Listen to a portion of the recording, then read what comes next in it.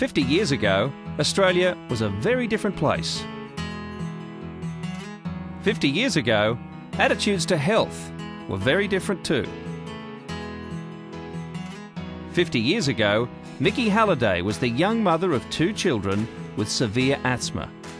Physicians ignored it as much as they could and ignored the mothers complaining about asthma. The doctors in the 1950s came out of the university as doctors without any real knowledge of asthma. I felt that nobody cared, and I was totally devastated with their attitude towards me, that I was imagining it, that I was spoiling my child, that I was an over-anxious mother, but they didn't recognise it as a disease. Adrenaline was the only thing they did. If she had a severe asthma attack, she was given a shot of adrenaline. Mickey met Leela Schmidt, also the mother of an asthmatic child, at a picnic in Sydney's Lane Cove Park. So that I met Leela Schmidt and I was had a sympathetic ear to listen to my troubles with Catherine. And then she told me her troubles with Christopher. And I said, well, Leela, how do you feel about setting up a little committee to help asthma? And she thought it was a good idea.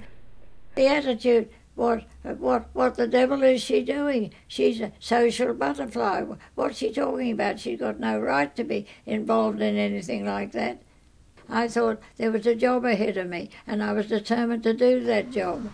In 1961, the Asthma Foundation of New South Wales was founded, and the first office opened at number 17 Bond Street in early 1962. Leela and I went into Bond Street, and we were absolutely amazed with what happened. It was just as if a flood had started, and people running up our stairs. God bless you, God bless you. When did you have the idea of starting this? Well, this has been needed for so long. We were overwhelmed with offers of help. We were just absolutely overcome with the assistance offered by the public.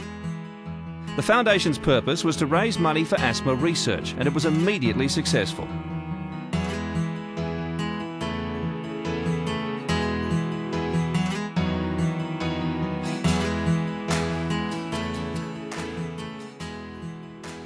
The first campaign, which featured everything from dinner parties to fashion parades, even elephant rides, raised £225,000, the largest sum ever raised by an Australian charity at that time. It would equate to millions of dollars today.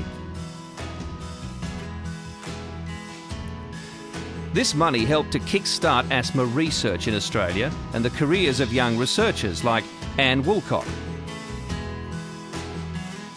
Judy Black, Ewan Tovey and Sandy Anderson, whose pioneering work has earned them world renown. The Foundation is still the largest source of independent asthma funding outside of the federal government, thanks to benefactors like the Neil and Norma Hill Foundation. Each one of these current researchers is standing on the shoulders of the person researching before. But these researchers have saved our lives. Your life, my life, 3 times. Because had we lived in an earlier age, we'd die. The Foundation also started to offer advice about managing asthma, and set up the long-running swimming program and the asthma camp, which gave much-needed support to many thousands of children.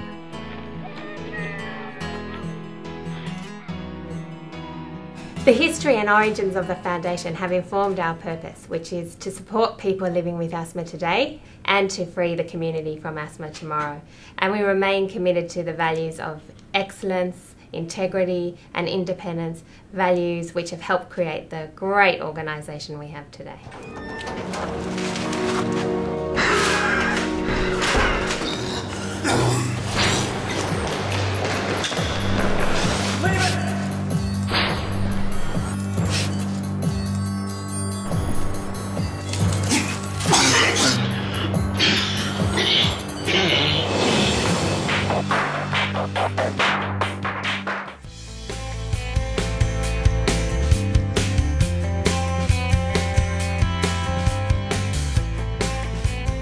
great leaps forward in online communications, digital technology and social networking have enabled the Foundation to reach even more consumers in new and innovative ways.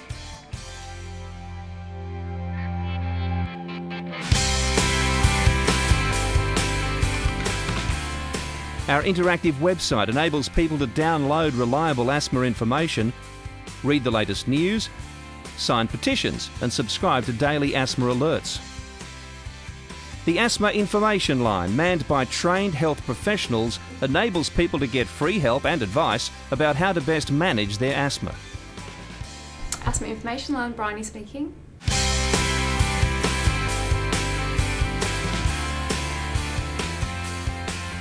We have formed partnerships with great institutions and many extraordinary people who help us tell the 10% of Australians with asthma that they can live a full and active life if they manage their condition properly.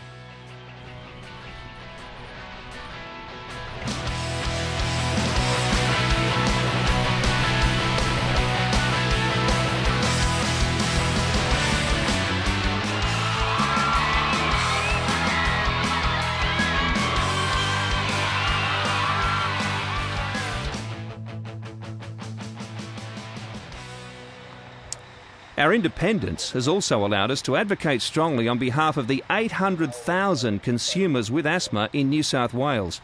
In recent years, we have run high-profile campaigns against smoking, gas and coal-fired power generation, and unflued gas heaters in schools. A medical professional that I knew warned me about the unflued gas heating and said that I really needed to have a serious look at that because it would impact on the children's health. Well, unfortunately, he can't go anywhere now without a puffer, so this has really damaged him. I don't know if he'll grow out of it or what the long-term consequences will be, and I just feel appalled that this has happened. And, you know, in a family that never had asthma at all with anybody in our entire extended family, it's very disappointing to me that my little boy now has that.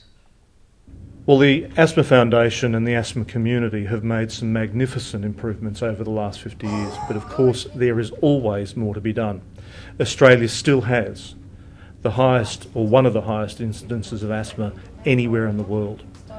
And the simple message is if you control your illness, if you control the disease, you'll have a better quality of life that you and your family deserve. I'm sure Leila would join with me in saying thank you for all the work you have done over the 50 years and that you've achieved far more than we ever anticipated. Thank you very much for what you have done with our dream and good luck for the future.